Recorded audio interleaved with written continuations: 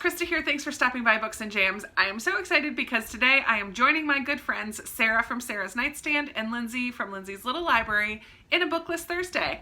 Woohoo!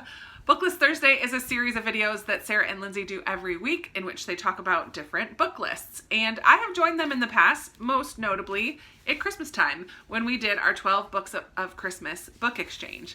I had so much fun doing this book exchange with them. At Christmas time, we each sent the other two people 12 books, and I opened them with you each Thursday during the month of December.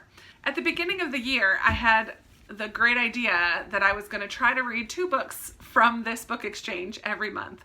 And that hasn't really happened. I have been reading some of the books that they sent to me, but definitely have quite a few. You can kind of see them up at the top here. That's where I keep them. I have quite a few left that I still haven't read. So what Sarah and Lindsay and I are doing today is we have each chosen 2 books from the 2 other people. So I have 2 from Lindsay and 2 from Sarah.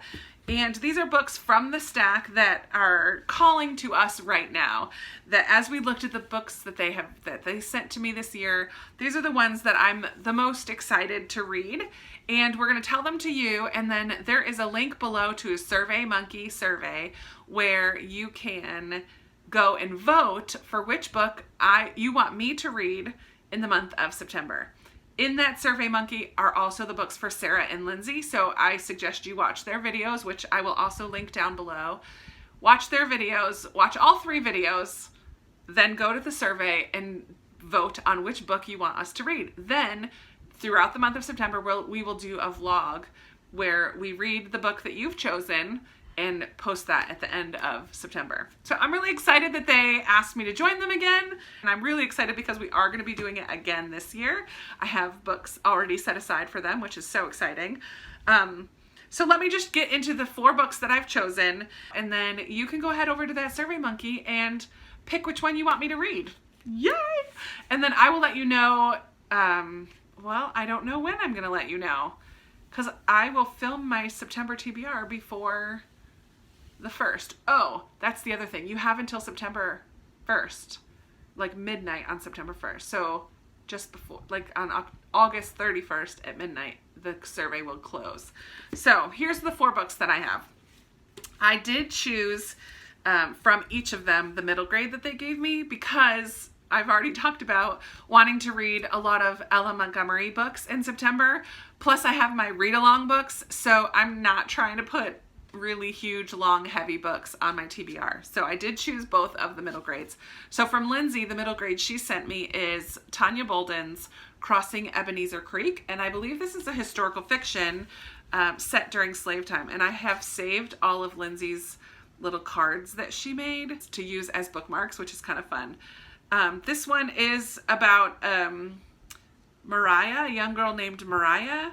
Talks about General Sherman's march through Georgia during the Civil War. Passes the plantation where she's enslaved. Her life changes instantly. Joining the march for protection, Mariah heads into the unknown, wondering if she can ever feel safe, if she will ever be able to put the brutalities of slavery behind her. Having just recently read Gone with the Wind, which also talks about the Civil War in Atlanta and General Sherman's march and all of that, this might be an interesting one to read right now when all of that is still kind of fresh on my mind. So that is option number 1 for me. The other book from Lindsay that I picked is a contemporary called The Chili Queen by Sandra Dallas. I chose this because I feel like contemporaries will be quicker reads, but also in the comments on the day that I opened this one, a lot of you said that you really like Sandra Dallas, and that's an author that I've not read from before. Let's see this one. Here's the card for this one. It's really pretty. This one says, life may have been hard on Addie French, but when she meets friendless Emma Roby on a train, all her protective instincts emerge. Emma's brother is seeing her off to Nalgitas to marry a man she has never met, and Emma seems like a lost soul to Addie, someone who needs Addie's savvy and wary eye. It isn't often that Addie is drawn to anyone as a friend, but Emma seems different somehow. When Emma's prospective husband fails to show up at the train depot, Addie breaks with all her principles to shelter the girl at her brothel, the Chili Queen. Oh, it involves a brothel. I didn't know that. But once Emma enters Addie's life, the secrets that unfold and schemes that are hatched cause both women to question everything they thought they knew. With Sandra Dallas' trademark humor, charm, and pathos, the Chili Queen will satisfy anyone who has ever longed for happiness. Huh. So this is not a contemporary. Turns out this is set in the 1880s in New Mexico. A story of friendship, loyalty, love, and justice. Ha! So I totally had no idea what this was about. I did not remember. Still, I'm going to keep it on my list. It sounds interesting. You guys know I love historical fiction, and I'm not sure I've read anything set in New Mexico in the 1880s. So if you want me to read this one, it's also relatively short. It's just under 300 pages, so it should still be a relatively quick read, and I'm curious. I'm very curious. Then we move on to Sarah's choices for me. Her middle grade that she gave me was Foxheart by Claire Legrand. I have another book by Claire Legrand, I think Some Kind of Happiness, which I've heard a little bit more than this one, but this looks super cute. Sorry for the glare there. Orphan, Thief, Witch. 12-year-old Quicksilver dreams of becoming the greatest thief in the Starlands. With her faithful dog and partner in crime, Fox, she's well on her way, even if that constantly lands them both in trouble. It's a lonesome life, sleeping on rooftops and stealing food for dinner, but Quicksilver doesn't mind. When you're alone, no one can hurt you or abandon you. But the seemingly peaceful Starlands are full of danger. Witches still exist, although the powerful Wolf King and his 7 wolves have been hunting them for years. Thankfully, his bloody work is about complete. Soon the Starlands will be safe, free of the witches and their dark magic. Then one day, a strange old woman and her scruffy dog arrive in Quicksilver's town and perform extraordinary magic. Real magic, forbidden and dangerous. Magic Quicksilver is desperate to learn. With magic like that, she could steal anything her heart desires. She could even find her parents.